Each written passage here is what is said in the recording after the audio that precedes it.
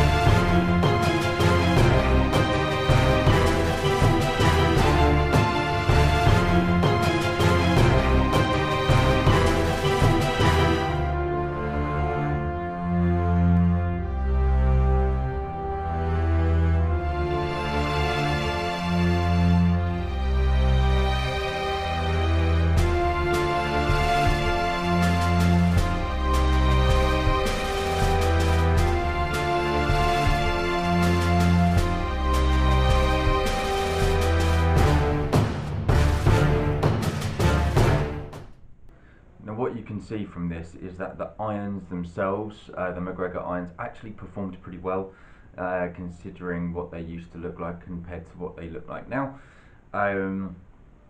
If I got good connection, they were perfect.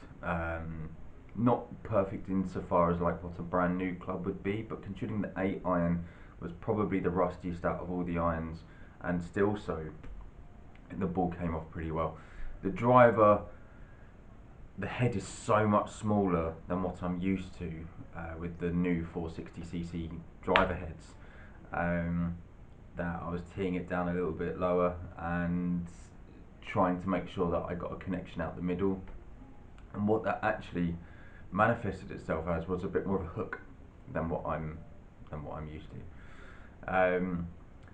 When I moved on to the Callaway clubs, the 7 iron for the Big Bertha Muscleback went about 20-30 yards further than the 5 iron from the Macgregor set, and the 7 iron from the XR Steelhead went a little bit further than the 5 iron from the Macgregor set. The biggest change was with the drivers. The Rogue driver and the Great Big Bertha driver I was easily hitting all the way to the back of the driving range, pretty much without exception. Whereas with the Macgregor Tawny driver, I was getting it up there, but not to the extent that I would want to. So that's where the technology has really moved on apace, is with drivers. Irons to an extent are still irons, especially the bladed ones, but you do have the central of gravity has been moved within those, and with the cavity backs, the sweet spot is a little bit bigger, but not quite so pure in terms of how the ball comes off. As always, if you do like what we're doing, please do hit subscribe and like, and obviously share it to as many people as is humanly possible. The next in this series is going to be me out on the course. I'm not sure whether the driver's going to come out on that, but I'll see. And then we'll move on to a couple of other things. We might even have a bonus video at some point with some hickory clubs, but we shall see. But yeah, thanks for watching.